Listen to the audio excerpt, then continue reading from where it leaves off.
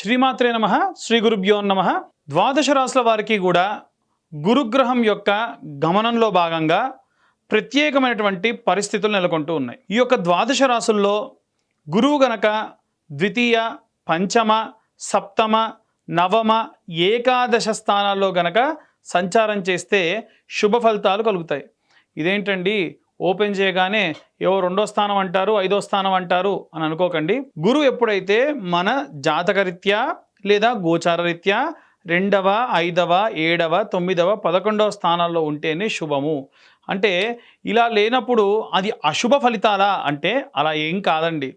వాస్తవంగా ఏంటంటే ఈ గ్రహ సంచారాల్లో భాగంగా గురువు మనకివ్వాల్సినటువంటి ఫలితములన్నీ కూడా ఖచ్చితంగా ఇస్తారు. అలా కాకుండా గనక మామూలు ప్లేసెస్లో గనక గురుగ్రహ సంచారం ఉంటే అంత శుభకరంగా కాదు. అంటే దానికోసం మనం బాగా కష్టపడాలి అని అర్థం. కాబట్టి ఇప్పుడు ఆ యొక్క ద్వాదశ రాశుల్లో భాగంగా ఈ యొక్క గురుగ్రహం సంచారం చేస్తుండగా ఎలా ఉంటుందనే విషయాన్ని ఇప్పుడు మనం తెలుసుకుందాం. దేశత్యాగ విత్తం లాభం అనర్థం ధననాశనం సంపద క్లేశ ఆరోగ్యం ధనహాని ధనాగమనం పీడనం లాభ నష్టంచ క్రమేతి కురేత్ గురుహు.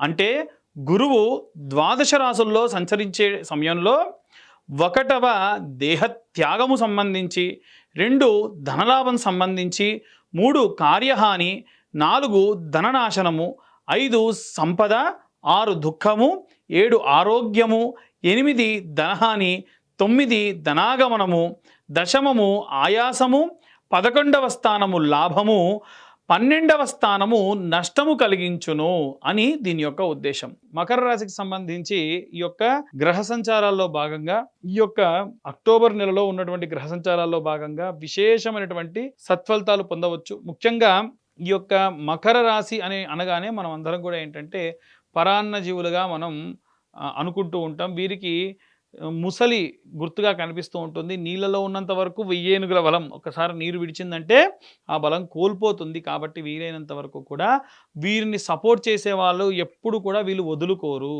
తల్లిదండ్రులు కానీ, భార్య కానీ, అక్క చెల్లెలు కానీ, అన్నదమ్ములు కానీ, వీరికి సపోర్ట్ చేసే గురువులు కానీ, ఎవరన్నా ఇంకే బంధువర్గంలో ఉన్నవారు కానీ ఎవరైనా సరే వీరికి బాగా సపోర్ట్ చేస్తూ ముందుకు తీసుకెళ్తూ ఉంటారు. స్వీయగా వీరి యొక్క జాతకరీత్యా వీళ్ళ లోపల ఫీలింగ్ ఏంటంటే అమ్మో ఎవరో ఒకళ్ళ సపోర్ట్ లేకుంటే మేము ఉండలేము అనుకుంటారు. అది తప్పు. ఎట్టి పరిస్థితుల్లో మీకంటూ ఒక ప్రత్యేకమైన లక్షణం ఉంది. ఆంజనేయ స్వామికి తన శక్తి గురించి తనకు తెలియదన్నట్టుగా మీకు కూడా మీ గురించి తెలియదు. అలా ఈ యొక్క రాశిలో ఉన్నటువంటి వారికి ద్వితీయంలో రాహువు, తృతీయంలో శని. ద్వితీయంలో రాహు ఎప్పుడూ కూడా ఏంటంటే మీ యొక్క ఫైనాన్షియల్ స్టేటస్, ఉదాహరణకు మీరు కారు కొనుక్కున్నారు అనుకోండి, వాడికేంది ఇలా డబ్బులు విసిరేసి డబ్బులు నెట్ క్యాష్ పెట్టి కారు కొనుక్కున్నాడు అని మాట్లాడే జనాలు తయారవుతూ ఉంటారు. అలా కాకుండా మీ పరిస్థితి బాలేకుండా ఉంది అనుకోండి, ఇక అయిపోయింది వాడి పని, అసలు అంతా కూడా మొత్తం లాస్ అయ్యాట అని ఇలా కూడా మాట్లాడుతూ ఉంటారు. సాధారణంగా ఏమిటంటే రాహు ద్వితీయ స్థానంలో ఉంటే మిమ్మల్ని వక్రీకరించి చూపించే విధంగా అధికంగా ఉండేటువంటి అవకాశం ఉంటుంది. అలా తృతీయ స్థానమునందు శనిగ్రహ సంచారం. తృతీయంలో శని ఎప్పుడైతే ప్రవేశించి ఉంటాడో అసలు పూర్తిగా ఆ యొక్క మీ అవగాహన లోపించడము, ఏవైనా సరే మీ కమ్యూనికేషన్ స్కిల్స్లో ఇబ్బందులు కలగడము లాంటివి జరిగేటువంటి అవకాశం కనిపిస్తూ ఉంది. ఇక ఈ యొక్క మకర రాశి నుండి సప్తమ స్థానంలో చూసుకున్నట్టయితే, సప్తమ అష్టమ స్థానంలో చూసుకున్నట్టయితే కేతుగ్రహ సంచారము. కేతు ఎప్పుడు కూడా అష్టమంలో పరివర్తన, అంటే మీరు ఏమన్నా మారాలనుకుంటే, మీ యొక్క అలవాట్లు మార్చుకోవాలనుకుంటే సహాయం చేసేటువంటి వాడు. అలాగే 9వ స్థానం నందు ఈ యొక్క శుక్రగ్రహ సంచారం అనేటువంటిది ఉంది. 9వ స్థానంలో శుక్రగ్రహ సంచారం చేయడం వలన విశేషముగా వీరి యొక్క భార్యాభర్తలిద్దరి మధ్యలో ఉన్నటువంటి ఒక సమన్వయంతో దూర ప్రాంతాలు ప్రయాణం చేసేటువంటి అవకాశం కూడా కనిపిస్తూ ఉంది. ఇక దశమ స్థానం నందు చూసుకున్నట్టయితే దశమాత్ ఈ యొక్క గ్రహానికి సంబంధించి సూర్యుడు, బుధుడు, అలాగే కుజగ్రహ సంచారం ఉంది. ఇవంతా కూడా ఏంటంటే ఈ రాజకీయ, సినీ రంగాల వారికి అంత శ్రేయోదాయకంగా ఉండదు. అలాగే ఈ యొక్క రైతులు ఎవరైతే ఉంటారో వారు 28వ తారీఖు తర్వాత కనుక ఏవైనా సరే పనులు ప్రారంభించడం వలన విశేషమైనటువంటి సత్ఫలితాలు పొందుతారు. భూ సంబంధితమైనటువంటి ప్రయోగాత్మకమైనటువంటి పనులు 28వ తారీఖు లోపు మాటుకు చేయకుండా ఉంటే మంచిది. ఇక గురువు గనక సప్తమంలో సంచరిస్తూ ఉంటే, 7th హౌస్లో గనక గురువు ఉంటే రాజదర్శన మారోగ్యం గాంభీర్యం గాత్రపోషణం అభీష్టకార్య సిద్ధిశ్చ సప్తమస్తే భవేద్ గురోః. 7వ స్థానంలో గనక గురువు సంచారం జరుగుతూ ఉన్నప్పుడు ఆరోగ్యంగా ఉండేదానికి మీకు మీరు స్వీయ మంచి ప్రవృత్తి కలిగి ఉంటారు. ప్రభుత్వ పరిపాలకులతో పరిచయాలు ఏర్పడతాయి. తలచిన కార్యములు నెరవేరుతాయి. ప్రతి పని తనకు అనుకూలముగా జరిగేటువంటి అవకాశమే అధికంగా కనిపిస్తూ ఉంది. ముందుగానే చెప్పుకున్నాం మనము గురువు గనక 2వ, 5వ, అలాగే 7వ, 9వ, 11వ స్థానంలో సంచరిస్తూ ఉన్నప్పుడు అన్నీ కూడా లాభాలే అధికంగా జరుగుతాయి అని. ఆ ప్రకారంగా ఈ గ్రహ సంచారకులకి కూడా ఈ పరంగా అద్భుతంగా ఉండబోతుంది. ఇప్పటి వరకు కూడా మనం రాశికి సంబంధించి, ఈ రాశి వారికి సంబంధించి ప్రత్యేకంగా గ్రహ సంచారాల్లో భాగంగా గోచార రీత్యా ఎలా జరగబోతుంది, ఎలా ఉండబోతుంది అనే విషయాన్ని తెలుసుకున్నాం. ఇక విశేషంగా వీరు ఏ మంత్రం చదవాలి? చాలామంది ఈ యొక్క గ్రహ సంచారాల్లో భాగంగా భయపడడం, నిద్రలేకపోవడం, వివాహం, సంతానం కాకపోవడం, చాలా రకాలైన ఇబ్బందులు పడుతూ ఉన్నారు. ముఖ్యంగా చూసుకుంటే హనుమత్ భడబాలన స్తోత్రం అని ఒక స్తోత్రం ఉంటుంది. మనకు యూట్యూబ్లో కొడితే వస్తుంది. ఆ స్తోత్రం రోజు ఒక్కసారి విన్నంత మాత్రం చేత విశేష సత్ఫలితాలు పొందవచ్చు. ఈ హనుమత్ బడబాలన స్తోత్రం విశేషంగా రసరాజ్ మహారాజ్ అనేటువంటి ఒక ఆయన పాడారు.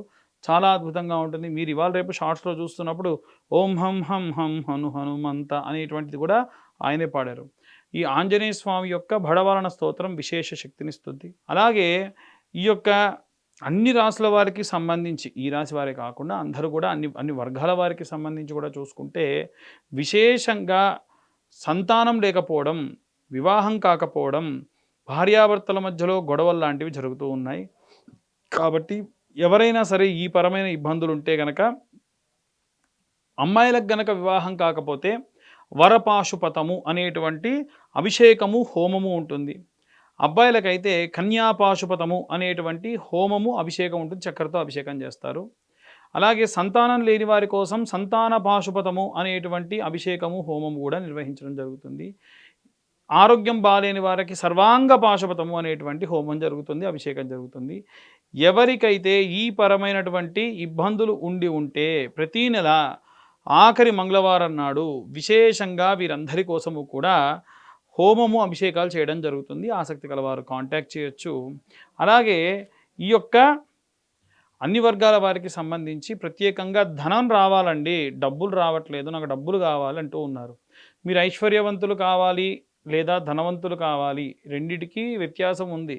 ధనవంతుడు అంటే డబ్బు వస్తుంది, సుఖం ఉండదు, ఎప్పుడూ డబ్బు గురించి పరిగెత్తడం, ఆరోగ్యం ఖరాబ్ చేసుకోవడం.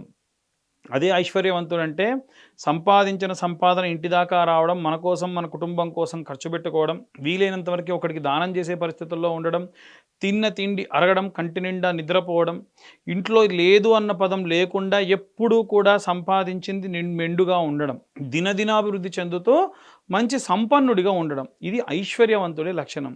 మనం ఐశ్వర్యవంతులం కావాలి, ధనవంతులు అవ్వాల్సిన అవసరం లేదు. ఐశ్వర్యవంతులు కావాలంటే పోనీ ఏం చేయాలండి అని అడిగేవాళ్ళు చాలామంది ఉంటారు. మనకు లక్ష్మీ అష్టోత్తర శతనామావళి అని ఉంటుందండి. ఈ లక్ష్మీ అష్టోత్తర శతనామావళి పొద్దున, మధ్యాహ్నం, సాయంత్రం 6 నెలల పాటు చదవాలి. ఎందుకండి స్తోత్రం ఉంటుందిగా అంటే స్తోత్రం చదవద్దన్న ఉద్దేశం కాదు. కానీ స్తోత్రంలో మనకి ఓం నమః అని ప్రతి ఒక్క మంత్రానికి సంబంధించి ఉండదు. అదే అష్టోత్తర శతనామావళిలో ఎలా ఉంటుందనంటే ఓం ప్రకృత్యై నమః, ఓం వికృత్యై నమః, ఓం మహామాయినే నమః, ఓం కైవల్యప్రదాయినే నమః, ఓం విష్ణునామ సంకీర్తన ప్రియానినే నమః, ఇలా ఉంటుంది. ఇలా చూసుకుంటూ చదవండి. నాకు తెలిసి ఒక 10 రోజులు, 15 రోజులు పంతులు గారు చెప్పారు మొక్కుబడిగా చదివితే కాదండి. మనం దేవుణ్ణి అర్థం చేసుకునేటువంటి దాంట్లో ఉంటుంది. మనం ప్రకృత్యై నమః అని చదవగానే అమ్మవారు ప్రకృతి రూపంలో మనకు కనిపించాలి. వికృత్యై నమః, ఒక ప్రళయం వస్తే అమ్మవారే ఎలా సృష్టించింది. మహామాయినే నమః, అనుకోకుండా ఉన్నట్టుండి ఏదో పెద్ద ప్రమాదం జరిగేది ఉంటే అలా అమ్మవారు తప్పించింది ఎలా ఉంటుంది అని, అలా ప్రతి ఒక్క మంత్రానికి విశేషమైనటువంటి అర్థం ఉంటుంది. అవి అర్థం చేసుకుంటూ చదివితే అమ్మవారు మన లోపలికి ఆవాహనం అయిపోయి మనకెప్పుడు ఏది కావాలో అది తనంతట తానే ఏదో రూపకంగా, అమ్మవారే వచ్చిస్తుందని కాదు, ఎవరో ఒకరి చేత సహాయం చేయించి మనకు అందిస్తుంది. కాబట్టి ఇప్పటి వరకు మేము చెప్పినవన్నీ కూడా గోచార రీత్యా చెప్పేటువంటి విషయములు మాత్రమే. పూర్తిగా మీ జాతకం విశ్లేషణగా కావాలనంటే మీ పేరు, మీ date of birth, time, place కింద ఉన్న నెంబర్‌కు వాట్సాప్ చేయండి. డీటెయిల్డ్‌గా జాతకం 60, 70 పేజీల్లో మీకు ఇవ్వడం జరుగుతుంది. ఆగండి, ఆగండి. అందరూ వీడియో చూస్తున్నారు. కానీ లైక్ చేయట్లేదు, సబ్స్క్రైబ్ చేసుకోవట్లేదు.